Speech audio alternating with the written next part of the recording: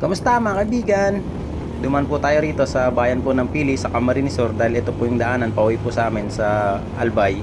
Bale ito mga lods, ang Pili ang kapitolyo po, ang capital po ng Camarines Sur. Kaya dito po matatagpuan natin ang provincial capital o ang tinatawag na bahay pandalawigan ng Camarines Sur. Konting kaalaman po mga kaibigan, ang lumang pangalan po ng Camarines Sur ay Tierra de Camarines mula po sa salitang Espanyol na Camaranchones or Camarines, na ang ibig sabihin naman po sa atin sa Tagalog ay maliit na kamalig o nipahat o maliit na bahay kubo na gawa po sa kawayan. Ang bayan po mga kaibigan, mga lods, ng Pili ay isa po siyang first class municipality. Dito rin po natin matatagpuan yung Naga Airport. Naga Airport po yung pangalan, pero nandito po siya sa bayan po ng Pili. Talagang asinsado na rin po mga kaibigan, mga lods, itong bayan po ng Pili dahil marami na rin po rito mga fast food. Marami na rin pong mga negosyo rito, katulad po ng mga car dealership na malalaki. Nandito po na rin po sila. Talaga naman na hindi na rin po may tatanggi na talagang umaasenso na rin po ang bayan po ng Pili. Dito po yan sa Camarines Sur. Dito rin po natin matatagpuan mga kaibigan, mga lods, ang DepEd Camsur. Dito rin po mga kaibigan, mga lods, yung TESDA Camarines Sur. Parang may nadaanan din ako mga kaibigan, mga lods, na mall dito, yung Vista Mall ata yun. Dun pa lang sa may boundary po yata yun ng Naga tsaka Pili. Hindi ko masyadong napansin pero parang nakita ko yun. May mga nagsasabi mga kaibigan, mga lods, na ang bayan po ng Pili ay mula po sa salitang Pili Tree, dahil kilala naman po talaga mga kaibigan, mga lods, ang Bicol sa Pili Nuts. Tapos meron ding nagsasabi mga lods na mula rin po sa salitang Pili, na ibig sabihin ay to choose or chosen.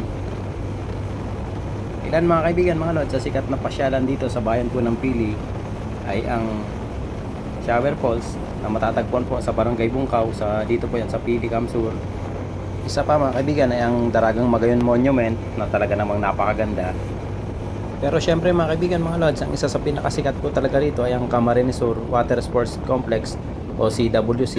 Hindi lamang po siya sikat dito po sa atin sa Pilipinas, kundi sikat po yan pati sa buong mundo dahil talagang dinadayo po ito ng mga dayuhan na mahilig po sa mga water activities. Dahil pwede po kayo ritong mag wakeboarding, water skating, water skiing. May swimming pool din po dito mga lods, mga kaibigan. At kung gusto niyo naman mag-overnight, may mga bilya po din po dito na pwede pong tulugan. Matatagpuan mga kaibigan ang CWC o tinatawag na Camsur Water Sports Complex. Dito po yan sa Provincial Capital Complex, dito po sa bayan po ng Pili.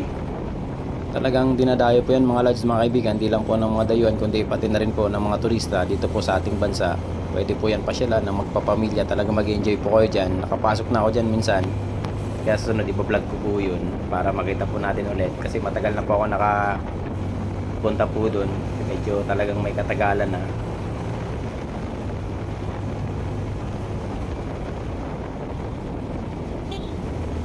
Ayan mga kaibigan, kung napapansin nyo yung Petron, bali pag kumaliwa po ako dyan, andyan po yung Pili Diversion Road, yung pong bypass road. Kasi bawal po dyan, dito sa sentro, dumaan po yung mga bus, yung mga trucks. Kaya dyan po talaga yung daan.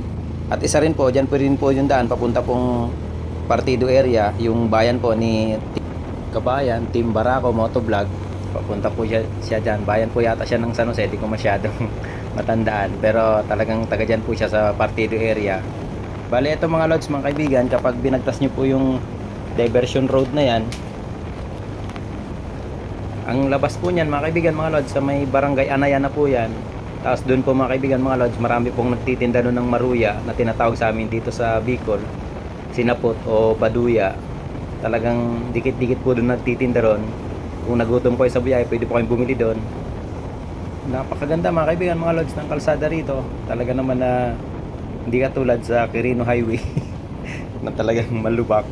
Pero dito mga lods, pagpasok nyo pa lang ng Sipokot, dire-diretso na po yan hanggang sa amin sa Albay. Talaga napakaganda na po ng kalsada.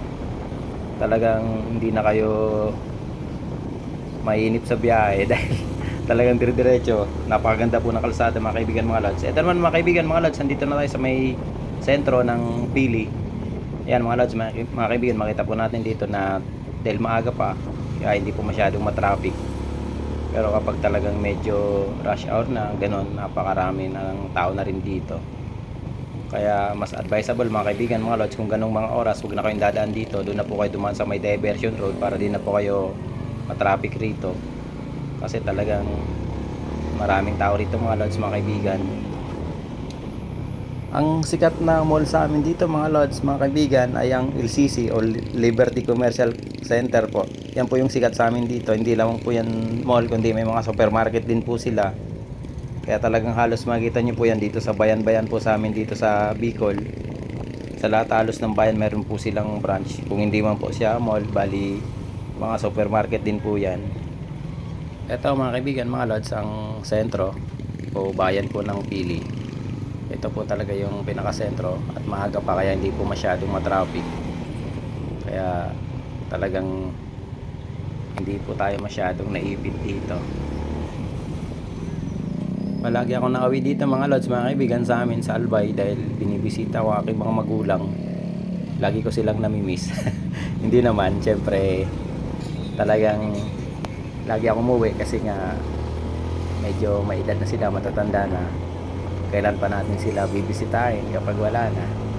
Kaya habang nararamdaman pa nila, ipadama natin sa kanila yung ating pagmamahal bilang isang anak dahil inalagaan nila tayo hanggang sa naging ganito tayo kakulit. Ganito tayo kagala. Kaya talagang binabalik ko rin sa kanila yung pagmamahal na ibinigay nila sa akin nung ako'y bata pa hanggang sa inalagaan nila ako. Ito mga lods, yung palabas na ako ng bayan ng Pili. Talaga naman napakaganda ng kalsada rito. Kaya mga lods, mga kaibigan, kung dadaan kayo rito sa bayan ng Pili, wag naman yung tanghali na. Mas maganda rito dumaan kapag mga maaga pa kasi hindi pa po siya ganun ka-traffic. Talaga nakita nyo naman, walang traffic gaano mga lods. Wala naman po talagang traffic kasi maaga pa talaga ako. At kung abutin man po kayo rito mga lods, mga kaibigan, ng rush hour, doon na po kayo dumaan sa diversion road para dire-diretso po yung biyahe nyo. Pero syempre mag-ingat po tayo doon kasi dami pong bus doon, dami pong mga truck doon. Doon po talaga yung daanan nila, yung mga galing Partido area, yung galing po sa amin sa Albay at kung saan-saan pa. Talagang napakaraming dumadaan doon ng malalaking sasakyan. Ayan mga kaibigan, mga lods, sa bandang kaliwa dyan po yung labasan, yung diretso po ng diversion road. Dyan din po yung bintanong sinasabi kong merienda ng Maruya. Eto mga lods, dito na po tayo sa Barangay Anayan. Bali papasok na po ito ng Baaw. Salamat po, God bless po, ingat po tayo palagi.